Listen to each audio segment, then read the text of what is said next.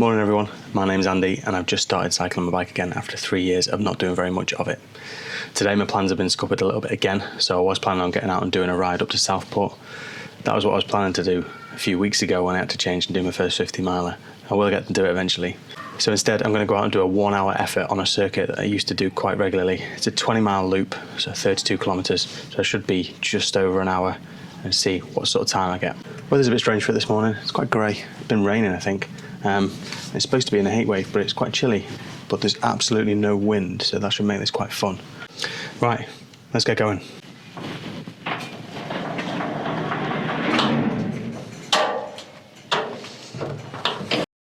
Just starting off with a little warm-up spin around the estate just to get the legs loose. This will be my first time going out and doing a proper effort on the road in a long time. My outdoor rides have all been fairly zone 2 easy rides so far, and all my efforts have been done indoors on the Zwift or in the gym, so this should be fun. Wasn't really expecting this weather though. It's actually drizzling at the moment, which isn't ideal. It's been absolutely boiling the last few days and it's set to be even warmer in the next couple, so I was expecting a really dry day, but it looks like there's no wind, so that should make it quite pleasant. Right, that's enough messing about, let's get going.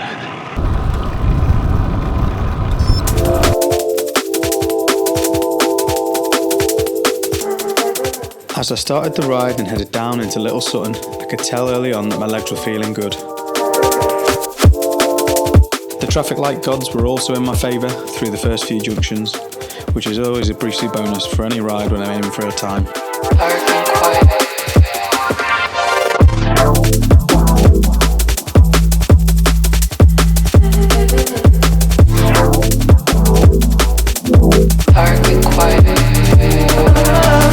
The overall route is quite a flat one, only 600 feet of climbing. Almost all of that comes in the second half of the ride. The first 5 miles through Hooton and out towards Williston is pretty flat, and I came through the first split in a solid time. The second split though is my least favourite bit of the ride. It's full of false flat for what feels like the full 5 miles. Now you might notice a bit of a change in the footage. As a bit of a YouTube noob, I had some technical issues with the camera, i.e. the middle of the ride was all filmed in slow motion. What a moron. So rather than fill this video with footage that's going to make you feel seasick, like this, we went back out a few days later to pick up some footage through the middle section of the ride.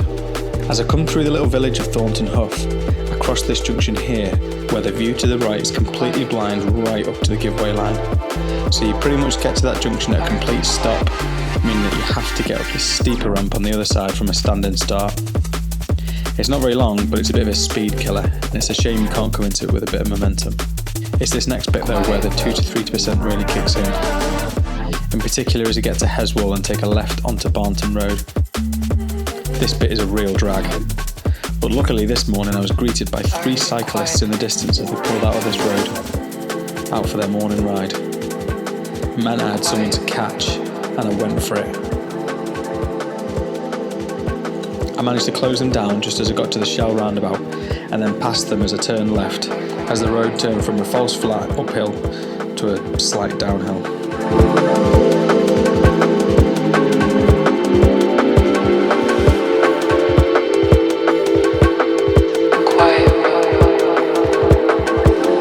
The 10-mile split came up just as I turned off the high road, and I was now about to hit the biggest descent of the ride down into Parkgate.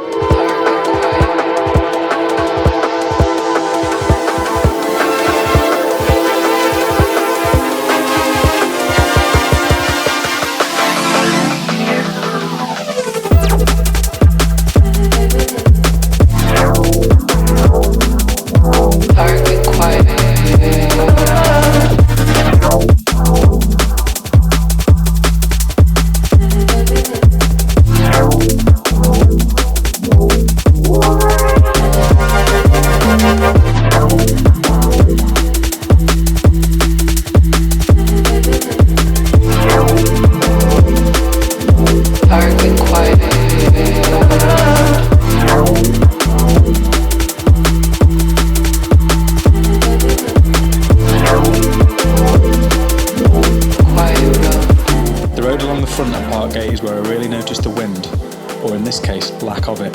When you get to the bottom of the descent, you'll often be faced with quite a strong headwind, but there was just nothing this morning and it was perfect. I resisted the temptations to stop for an ice cream before coming around the bend and starting up the climb back up to Neston. It's a fairly gentle climb, less steep than the descent that I came down, so you can do it fairly quickly. And this segment in particular is one that I quite enjoy going for, but I resisted the temptation to bury myself today.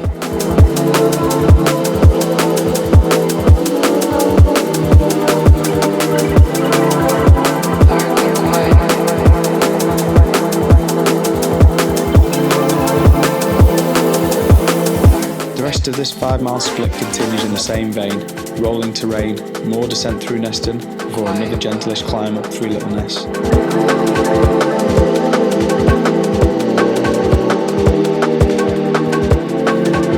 As I came around the first bend of this climb, I spotted something in the distance.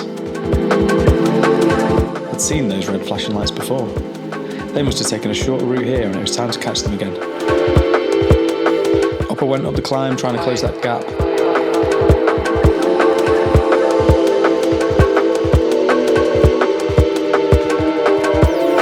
And I got pretty close to them by the time they made it to the top, and I managed to get past them on the way to Burton.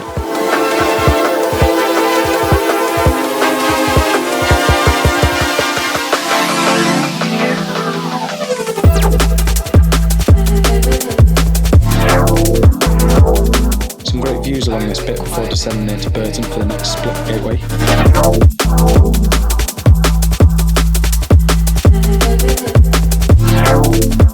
Fastest split yet though, which surprised me. I was expecting the hills to slow me down, but I clearly gained more time on the descents than I lost on the climbs.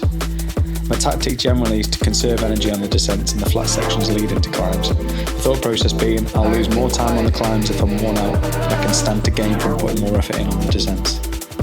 There's more to be gained from attacking the hills.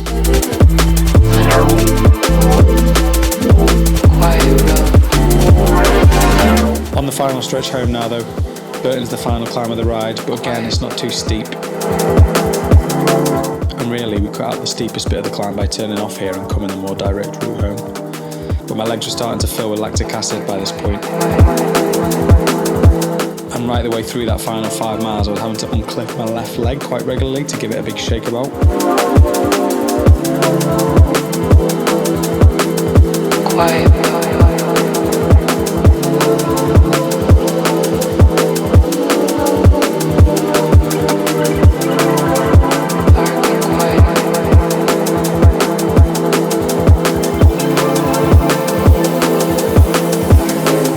Closer to home, but I began to realise I wasn't quite going to hit 20 miles, which was annoying.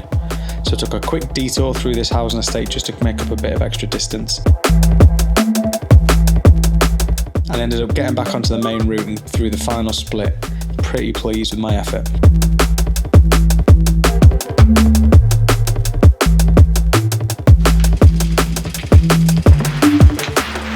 Yeah, ouch, that hurt.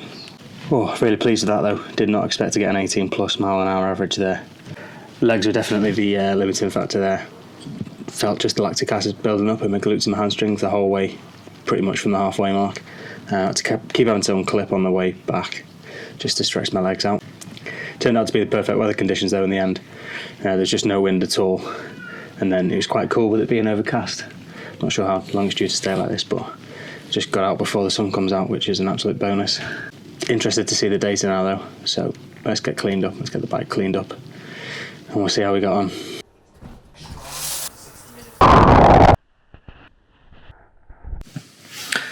Right, let's plug in the Nokia 3310 and see what we're doing. Seriously though, whilst I probably should update this and get something better, I love it. Okay, here we go. So, morning ride this morning. Total distance 20.02 miles. Moving time 1 hour 5 minutes 16 seconds, resulted in an average speed of 18.4 miles per hour.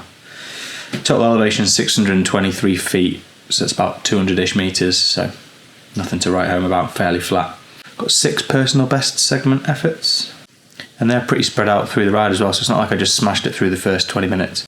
But yeah, aside from the 6 personal bests, I actually got 23 first, second, thirds. Not bad. So in terms of comparing this to how I've done previously, the quickest I've ever done this specific loop is 1 hour and 7 minutes plus a few seconds, which was a 17.7 average speed. So quite a big increase on that, up to 18.4. I have done it in reverse though and managed an 18.7 average speed. So that was so I did that 18.7 effort when I was probably in my best ever cycling shape. So I'm not far away, and it's sort of consistent with some of the other stuff I've done in terms of comparing previous efforts against how I'm doing today. So I'm in a pretty good position. And I also feel like, even though at the moment with my training I'm in a bit of a maintenance period, my training block for Hyrox starts at the start of August. So at the moment I'm just sort of trying to maintain my fitness, get back into the cycling. I'm not following a rigid training plan at the moment, but I do feel like I'm improving, which is positive.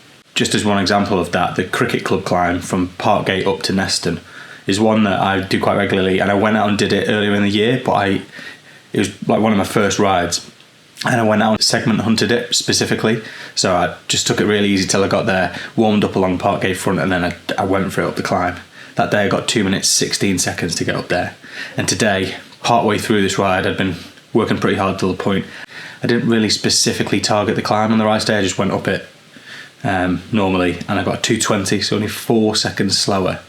And I'd killed myself last time I went up it, and today I just carried on. So yeah, things are going well. It feels a bit weird at the moment. I've got a load of injuries that keep cropping up, so my knees have been bad. This week I've been struggling with one of my tendons in my foot and my ankle. So again, seeing my physio about that. That seems to be getting better.